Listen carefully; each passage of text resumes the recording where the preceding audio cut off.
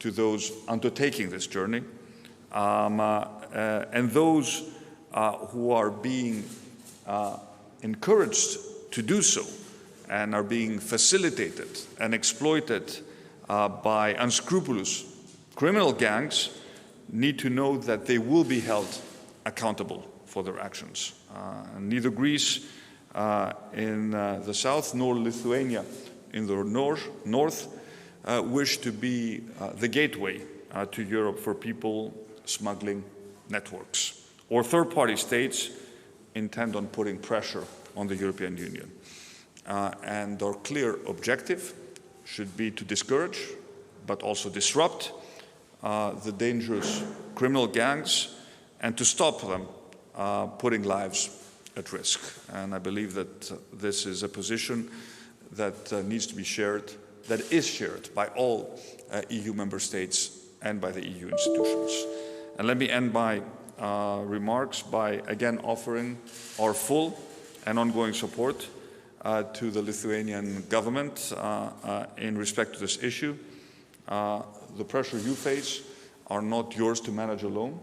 The Greek government extends whatever know-how it has, but also its solidarity to Lithuania. And I do hope that this tricky situation is resolved as quickly as possible. Again, Prime Minister, welcome to Athens. Thank you very much, dear Prime Minister. It's my great honor to be in Greece on the 200th year of the independence. And I think one thing that joins our countries is understanding how to operate in a difficult neighborhood.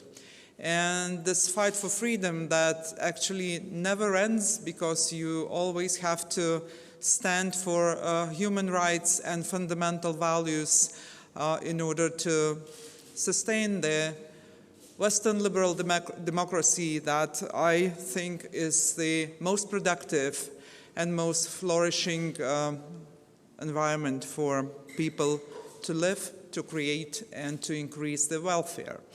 And of course, this is a very complicated time for all European governments. Due to COVID, we had lots of mutual challenges during the recent year. We had to arrange the controls and healthcare systems. We had to prepare for vaccination and to pursue this in order to increase the level of resilience of our societies towards the new variants and new waves that are underway. And this is what we do day to day.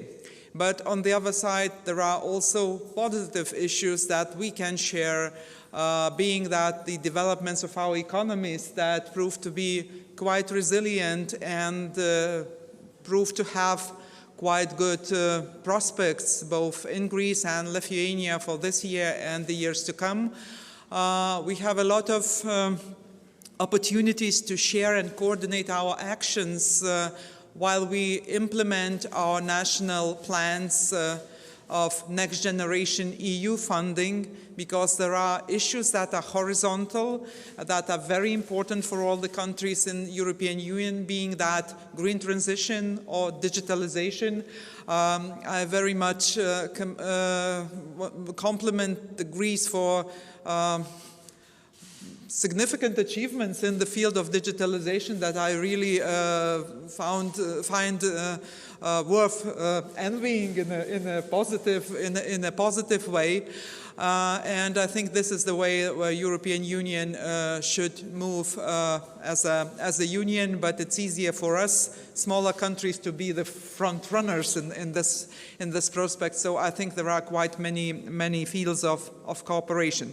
But of course, the major issue that we happened to discuss today was the situation at our border with Belarus and the lessons learned or experienced that we can draw from experience of Greece that is similar in very many respects. I must say that one of the issues that sort of joins us together is this act of state-sponsored hijack of the plane in the end of May, because the plane was actually heading to Vilnius from Athens, and that's how our two governments were involved in management of this situation, which was, of course, very close to our borders, and the major part of the passengers were Lithuanian citizens, but there were also citizens from other European countries. And I think all the European Union has felt that very close to the hearts. And the response that followed was very prompt, very strong, and I'm thankful all the governments and the Prime Minister for this solidarity that was shown to our country at this complicated event. However, the problems did not stop there, because we saw a sudden shift of previous activities of Belarus border police that tended to accept people illegally crossing the border coming from Belarus, and therefore we were able to return them back at operational level. This is not happening, and more to it, there is also the whole infrastructure, not only of criminals, but also of state institutions who are participating in arranging the increased flow of migrants to our country. And that is how we have now, I guess, more than 20 times more of people who crossed the border up to today than any previous year of 2020 or 2019. And the whole number, the total number might not seem very frightening, but what is frightening is the trend, because this main influx happened in a very short time frame, and we clearly see that there are processes and procedures that are operational to make this flow even bigger, starting from the decisions of Lukashenko to withdraw from readmission agreements, going to visa requirements that were lowered for many countries, and the marketing of vaccine tourism, which I have very limited fantasy to imagine how that can actually be implemented in Belarus. So definitely we are facing this as a complicated challenge, both in logistical terms, given that we were never on the route or on a bigger road of people trying to get to European Union. So this is a little bit sudden, and we need to expand our capacities to keep people at some conditions that respect their human dignity quite fast and in quite vast amount.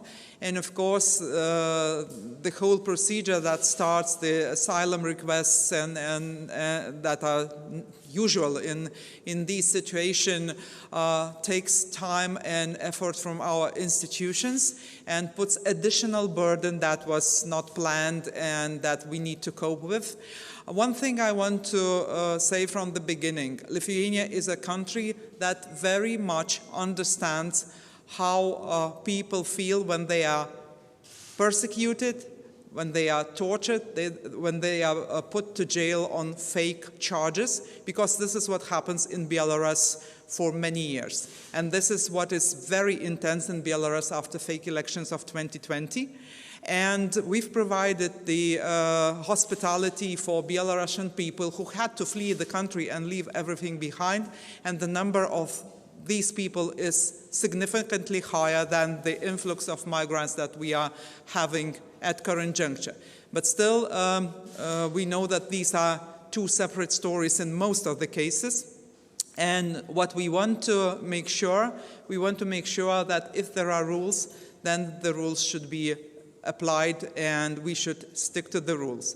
So we want to point that clear, that Lithuania is not a corridor, is not a track towards the European Union, towards Sweden, Germany, or other countries. We want to say that if there are procedures and there are legal instruments to request for asylum if there is a need. Belarus is not a country that might be considered unsafe for other people than Belarusian media, civil society, and people having dissenting opinion from Lukashenko. So definitely there will be a lot of cases where the request for asylum most probably at the end of the day will be considered groundless. But we will have to deal with this, and we will have to ensure that there are enough hands and enough people and courts to proceed this flow, and this will be a significant burden. So therefore, I'm very thankful the Greek government for technical support and expertise that is already provided and will be provided along the way. We want to learn from experience that is real, natural, and although painful sometimes, because this is not a thing that governments would want to engage in. I would find it more interesting to debate economic relations and other day-to-day issues. But since this is a problem that we have to deal with, and the experience of those who have dealt with similar situation is very useful and very important. Our country was participating in joint efforts when the crisis struck the borders of southern EU countries, and I think this is what should be done. If we are a union, we are union for something, and we are friends, and as they say, when there is a friend indeed, then it means that you have a friend in need, then it means that you have a friend indeed. So I know that I have a friend indeed in Greece, and I'm very thankful for this. Thank you, Prime Minister. Thank you, Prime Minister.